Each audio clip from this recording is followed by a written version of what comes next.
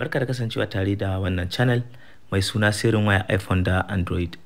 Idan wannan ne karon farko da kake kallon bidiyo a wannan channel, sai kai kokari ka danna mana subscribe, ka danna like da kararrawa domin sanar da kai a duk lokacin da muka dora wani bidiyo mai muhimmanci. To mazo kusa kai, mazo kusa kai nuna mana daidai inda ka binne. Daidai ina ne aka ramu? Ana aka ramu. A ina ne? A nan ne. A nan wurin? To shikenan, abu da wurin mu gani. Ina masu hebrew din, abu dai. Jama'a da Allah a ja baya.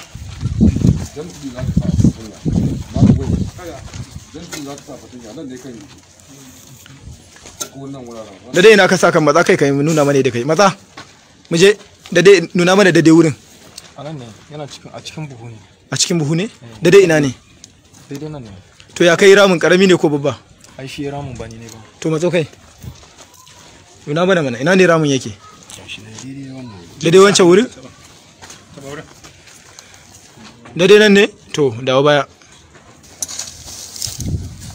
Kada ku manta ku danna mana subscribe a ƙarƙashin wannan channel domin samun wasu videos a duk lokacin da muka dora.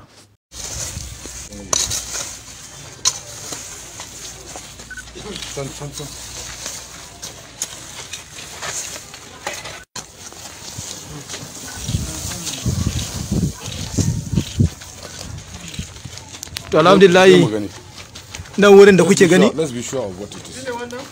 shine wannan buhun gashi nan buhun ne ka zo ka duba ta gatan taro rufe take the picture inside ga tana a ciki Yakubu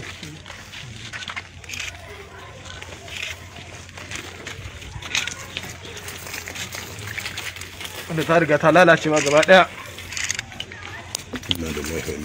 Inna lillahi wa inna ilaihi raji'un.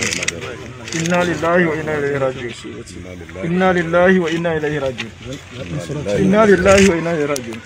To Allah dai ya jikanta, Allah ya gafarta mata. Just leave that six. Come on, open it. Gashi dai ta ma gama lalacewa gaba ɗaya a cikin wannan. Open it clearly. Kanka ji komai da gloves naka, kanka ji komai.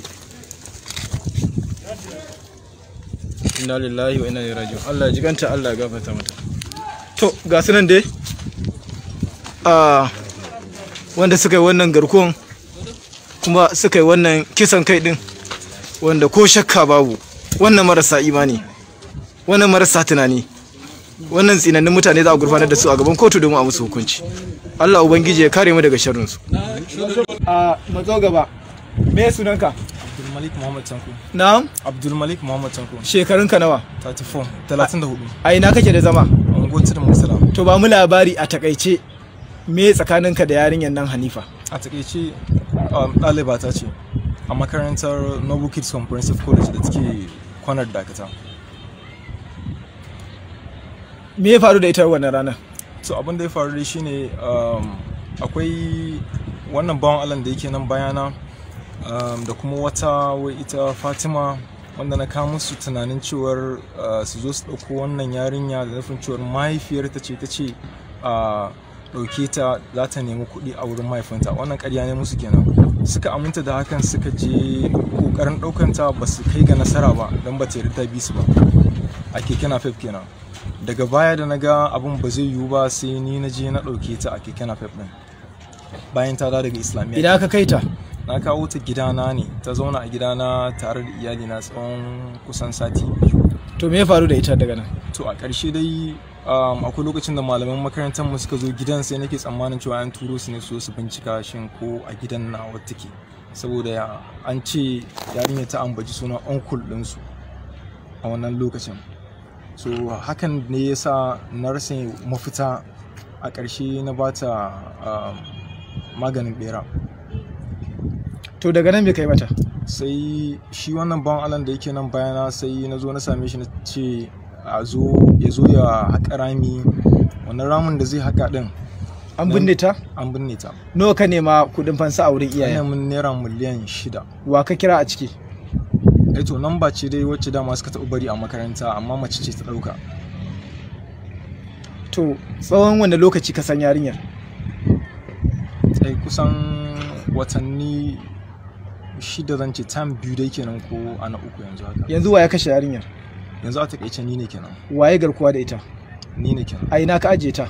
a gidana na A wannan wuri ne gidan? a tare da iyali na a nan cikin tudun Murtala. Ina gidan yake? Ba anan bane. To nan gurin da ka kama? Nan makaranta ce inda ɗaya daga cikin makarantar mu ce. Inda ana aka binne ta. Yaushe ka binne ta? Kusan kamar 20 ga wata nake kyautu, ba zan iya tuna specific date. Waye ya binne ta? Ni na binne ta. To yanzu zaka iya nuna mana wurin da ka binne ta? Insha Allah. To dan ja baya kai matso kafin mu je. Kai me sunanka? Sunana Hashim Isiyaku. Shekarunka nawa? Shekara ta 30. A ina kake da zama? A nan tudun Murtala. To ka ji abin da ya faɗa. Ya kuke da shi? Aboki na ne. Kusan tsawon lokaci. Kai me kai a cikin wannan harka gaba daya? Tsakani da Allah ni abin da ya kira ni ya ce mun akwai makocinsu da matar shi ta yi bari. Da ta yi bari sai ya ce to da Allah yana so a je a binne ta, sai ya ce to a kai ta makabarta mana a binne ta.